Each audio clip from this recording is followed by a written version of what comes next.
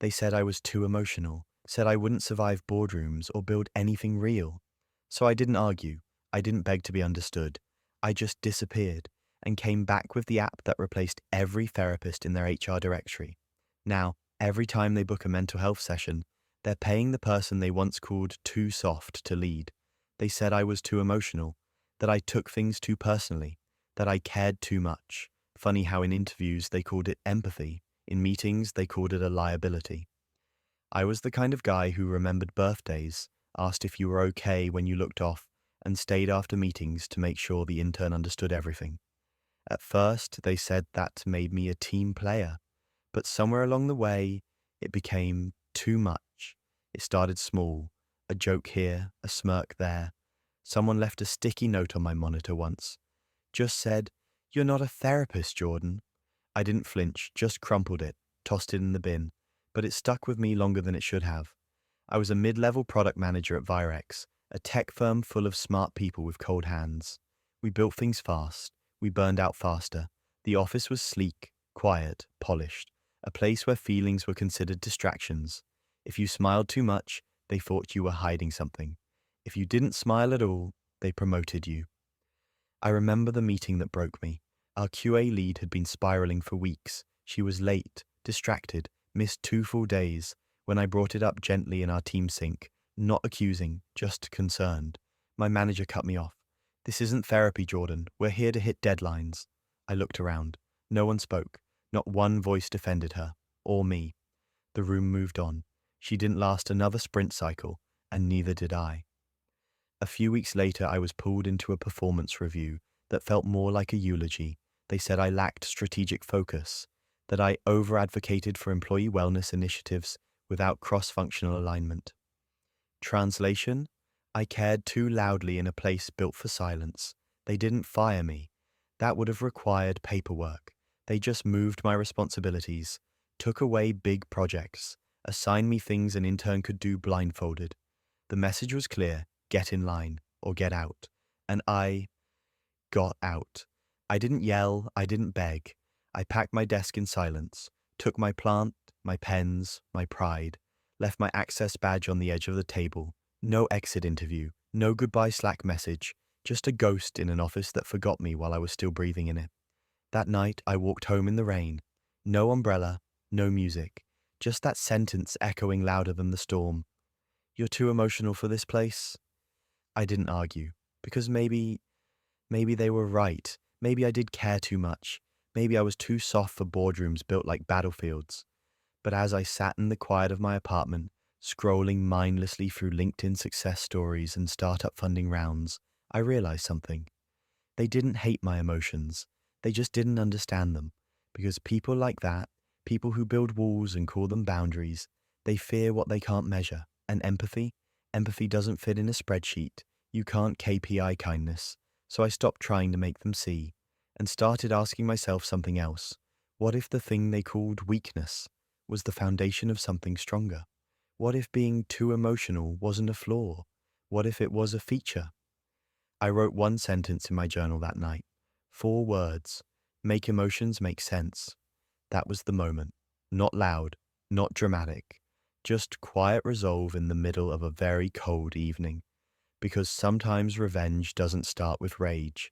It starts with a whisper that says, build something better. The next morning, I woke up before my alarm. No office to go to, no meetings, no inbox waiting to explode. Just silence. But this time, it felt like space. I opened my laptop, a blank Notion page, a blinking cursor, no expectations, no performance reviews, and I wrote the first words of the future they told me I wasn't built for. Mental health support designed by people who actually feel. No funding, no team, no roadmap. Just a bruised man with a brain full of broken systems and a heart that hadn't stopped caring. I called it Solace, a mental health app for people like me, the ones who weren't sick enough for clinical therapy, but were drowning in silence. Not another meditation app, not another chatbot with a voice so fake it made loneliness worse. I wanted Solace to see people, to listen, to respond like a human, not like a corporate script. So I started researching psychological frameworks, cognitive behavioral therapy, emotional journaling, micro-intervention UX. I became a student of what made people spiral and what helped them crawl out. Days turned to weeks. My apartment became a workshop, sticky notes on the fridge, whiteboard markers on the bathroom mirror. I was obsessed, not with revenge, but with relevance. They told me my empathy was a liability. I would make it a product. Friends offered advice. Some said, you should get a stable job again. Others said, apps like this already exist. But none of them had heard the quiet sobs in an office stall. None of them had seen someone break in real time while HR drafted a warning letter. So I kept going. I hired a freelance developer off Reddit, a UX designer from Twitter, paid them with what was left of my severance and credit limit. 3 months in, we had a prototype. No investors, no launch party, just a beta link. We posted it quietly on a few forums. No one expected what happened next. Hundreds of signups, then thousands. Emails poured in. I finally feel heard. I used Solace during a panic attack, and it helped more than anything else I've tried. You don't know me, but this app saved me from something dark. I sat with those words. Let them soak in, because they weren't claps or shares or praise. They were proof that my feelings weren't flaws. They were design specs. Solace became more than an app. It became a mirror, a quiet room for those too loud for therapy and too quiet for their bosses. And me? I didn't just build it to heal others. I built it to become the man they said I wasn't allowed to be. The press didn't notice at first. Solace didn't have the PR buzz. It wasn't built by a Stanford dropout or launched at TechCrunch Disrupt. It just worked. While competitors were busy pitching AI wellness with pastel colors and celebrity endorsements, we quietly passed 100,000 users. Our retention rate, off the charts. Our support inbox, flooded with stories. Real ones, from nurses, shift workers, single dads, startup interns, people who couldn't afford $200 therapy sessions but still needed to breathe. And then came the moment. The email I hadn't expected. A Fortune 500 firm reached out. We're considering Solace for our employee wellness program. I blinked twice. Reread it. It was them. The same company that once called me too sensitive to lead. Same HR director. Same name in the footer. I didn't reply right away. I went for a walk instead. Same route I used to take during my lunch breaks, back when I couldn't even speak up in meetings without being labeled emotional. Now, they wanted my software to save their workforce from burnout. I responded with a calendar link. The meeting was set. When I logged in, their faces filled the screen. The same faces that once smiled tightly while planning my performance improvement track. Now they were nodding, praising my UX design, complimenting my emotional intelligence. I let them talk, let them say things like, "This is exactly the kind of product we need in this new climate. Your empathy-first approach is refreshing." And when they asked about pricing, I smiled. Told them Solace doesn't offer discounts for companies with a history of toxic leadership. They laughed, awkwardly, thought I was joking. I wasn't. I gave them the premium tier, full corporate package. With every employee login, I'd be reminding them. This platform exists because they broke someone and called it feedback. 2 weeks later, the deal closed. Solace was now integrated into the internal systems of the very company that once tried to erase me. And that was just the beginning. We started replacing traditional EAP providers at startups and Fortune hundreds. Therapists began referring their overflow patients to us, and while the industry debated whether emotion belonged in tech, I built an empire out of it. Because I didn't just rebuild my life, I rewired theirs. Now, executives who once handed me tissues during difficult reviews were logging in to check their own mood graphs, powered by my algorithms. Solace became the quiet ghost in their system. And me, I didn't need to raise my voice anymore, because now every time they opened their employee dashboard, they saw our logo, the same one I designed on the night they said I was too emotional to be trusted. It happened at a leadership summit, one of those high-rise hotel conferences with name tags, keynote speakers, and overpriced lattes. I wasn't supposed to be on stage. I wasn't even invited. Solace had sponsored a mental health panel, quietly, strategically, no flashy banners, just a logo on the schedule, tucked beneath the words, "Innovation in Emotional Wellness." They didn't know I was the founder, not until I stepped up to the mic. The room quieted, a few heads tilted, and then I saw them. Two former executives from my old company. Front row, name badges glowing like old ghosts. Their expressions shifted from boredom to disbelief. The emotional liability they pushed out was now the keynote. I didn't flinch. I didn't blink. I just began. When I was told I was too emotional to lead, I believed them. For about 5 minutes, then I decided to build something because of that emotion, not in spite of it. Silence, not the awkward kind, the listening kind. I told them about Solace, about the night I built the first wireframe through tears, about the users who found hope at 3 a.m.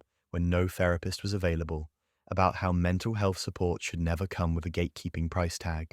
Every word landed like a dropped pin, and when I mentioned our newest milestone, becoming the #1 mental wellness platform in enterprise HR contracts, I saw it.